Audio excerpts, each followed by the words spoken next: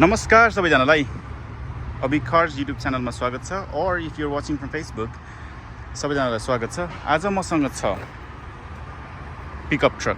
यसको नाम हो F-150 अनि यो स्पेसिफिक ट्रिम चाहिँ यसको ल्यारिएट भन्छ यसलाई।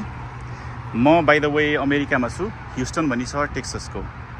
अनि यो एउटा Ford dealer Russell and Smith Ford भन्ने ठाउँमा आएको छु। बाइ द वे तपाईँ हेर्नु त यहाँ कति ठुलो अमेरिकन फ्ल्याग राखिएको छ। ल अब ढिला नगरिकन हाम्रो रिभ्यूतर्फ लागौँ। Just walk around video by the way.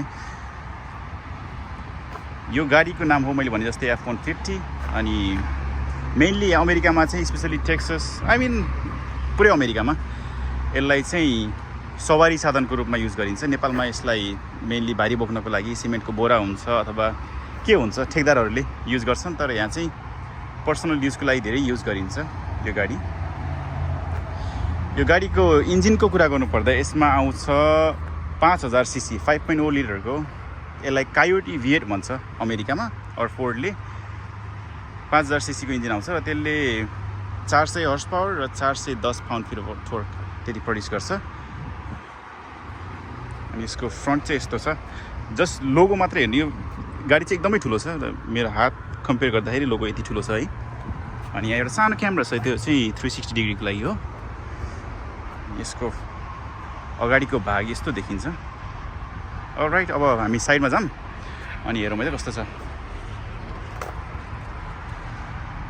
साइडबाट हेर्दा अघि पनि देखाएँ मैले। अनि यो चाहिँ 20 इन्चको विल्स मात्रै, टायर होइन, विल्स मात्रै 20 इन्चको छ। अब टायरको एक्ज्याक्ट मेजरमेन्ट भन्नुपर्दाखेरि चाहिँ 275 60 R20 हो, तर विल्स चाहिँ अलिक क्रोमको 20 इन्चको राम्रो देखिन्छ। म पर्सनली चाहिँ मलाई त्यति मन पर्दैन यो एक्ज्याक्ट कलर विल्सको लागि। मेबी ब्ल्याक राम्रो हुन्थ्यो होला, तर हु केयर्स।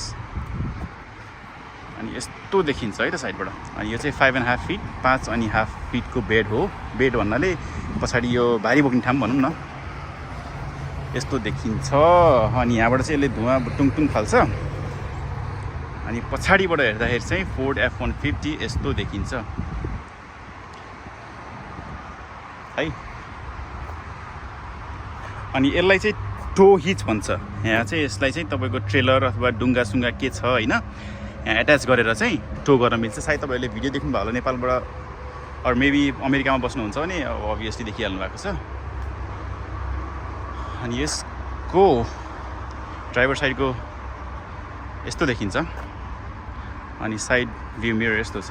अनि यहाँ क्यामेरा आउँछ यो 360 डिग्रीको लागि। अनि यो ब्लाइन्ड स्पट मोनिटर भइहाल्यो।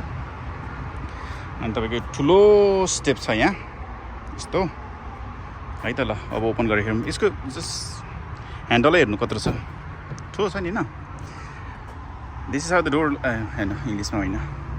अनि मेरो इङ्ग्लिस पनि च्यानल छ है, तपाईँहरू सब्सक्राइब गर्न चाहनुहुन्छ भने अभिकार्स भनेर छ नर्मल च्यानल। नर्मल होइन के भन्छ त्यसलाई, अभिकार्स भनेर मेरो इङ्ग्लिसको च्यानल पनि छ, त्यस पनि सब्सक्राइब गर्न सक्नुहुन्छ। तर मलाई चाहिँ हाम्रो नेपाली दाजुभाइ दिदीबहिनीहरूलाई चाहिँ नेपालीमा पनि भिडियो ल्याउनु मन लागेर मैले नेपालीमा पनि बनाउन थालेँ। सो तपाईँहरूलाई मनपर्छ भने यो च्यानललाई सब्सक्राइब गरेर मलाई धेरैभन्दा धेरै सपोर्ट गर्नुहोस्। ल अब यसको ढोका यस्तो छ। अनि यसको यो खोल्ने चाहिँ भित्र बसेको बेलामा यहाँ यस्तो तानेर ल्याच छ यो, यसलाई यस्तो तानेर अनि ओपन गर्ने है त। अनि यो तपाईँको अटोमेटिक अप एन्ड डाउन भयो। अनि यो रियर विन्डो सिटको लागि भइहाल्यो। अनि यो चाहिँ तपाईँको यो साइड मिररको लागि कन्ट्रोल्स है। अनि यो मेमोरी सिट यहाँ छ। अनि यसमा साउन्ड सिस्टम चाहिँ बिहान हो, यो ब्याङ एन्ड ओल्सन भन्छ सायद आउँछ, यो मैले सुनेको त छैन तर राम्रो होला।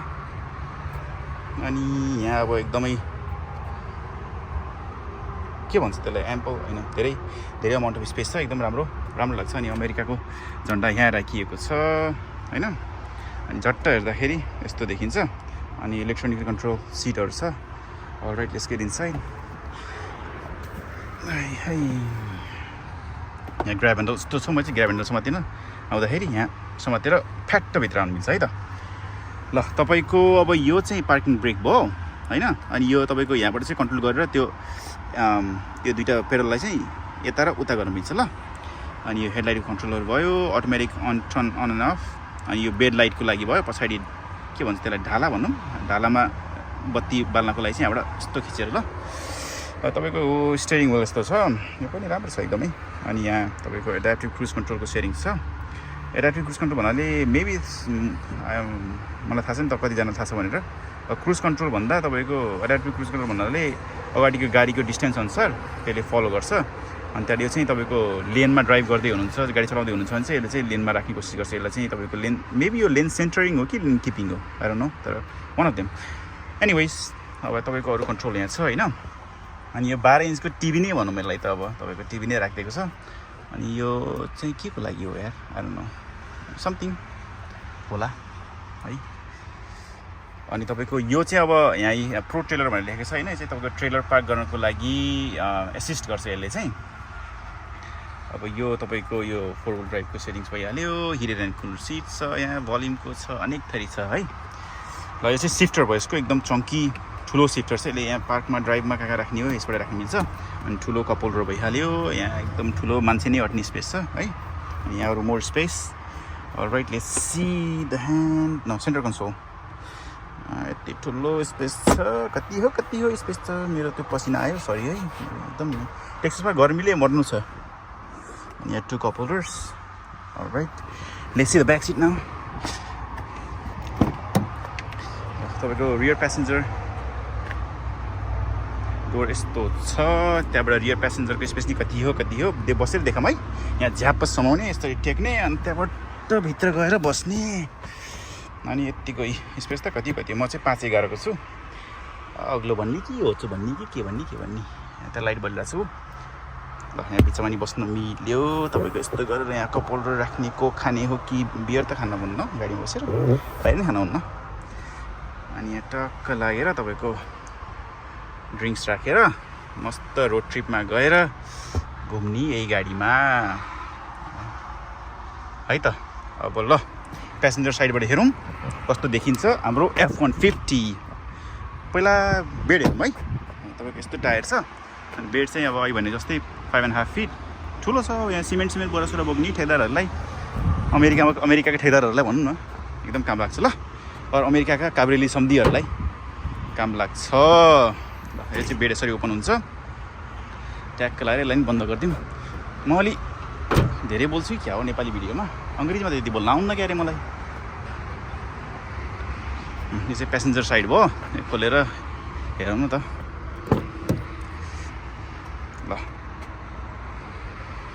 यस्तै छ है तपाईँहरूलाई मैले छिटो छरितो है म यहाँ गर्मीले पसिना आएर मर्न लागिसकेँ यार 7 मिनट भइसक्यो द्याट ल यहाँ अर्को अमेरिकाको झन्डा छ यहाँ मैले इन्जिन देखाएन है तपाईँहरूलाई इन्जिन पनि देखाउँछु ल यो चाहिँ अर्को फेरि यहाँ चप्पै घरको स्टेयरभन्दा पनि ठुलो छ इन्जिन दौडेर हेरिहालौँ है दक्कुर्दै देखाउँछु म तपाईँहरूलाई कहाँबाट हो यताबाट यस्तो तानेर अगाडिको खोलिन्छ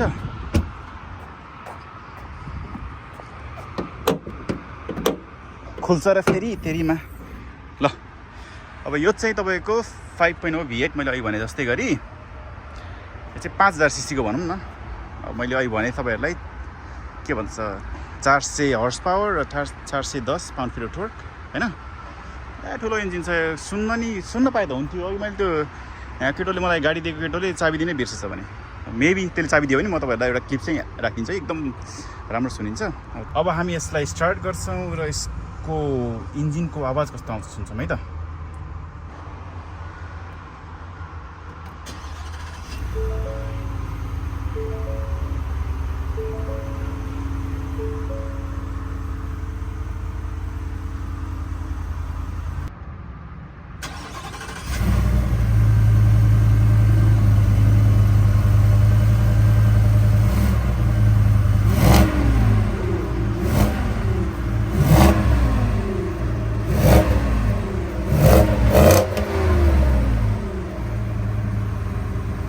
फ्रन्ट लाइसेन्स प्लेट राख्ने ठाउँ भइहाल्यो अनि अगाडिबाट यस्तो टो गर्नको लागि हिँड्दैको छ है त ल तपाईँहरूलाई भिडियो हेरिदिनु भएकोमा धेरै धन्यवाद होपफुली तपाईँलाई भिडियो मन परेमा सब्सक्राइब गरिदिनुहोस् प्लिज म धेरै आभार हुनेछु तपाईँ सब्सक्राइब गर्नुभयो भने र मेरो च्यानललाई सब्सक्राइब गरिदिनु हेल्प गरिदिनुहोस् सब्सक्राइब गरेर र यस्तै भिडियो हेर्नको लागि आइरहनुहोस् नेपाली भाइलाई माया गरिदिनुहोस् भन्दै म यो भिडियोबाट बिदा हुन चाहन्छु हस् त धन्यवाद बाई बाई जय नेपाल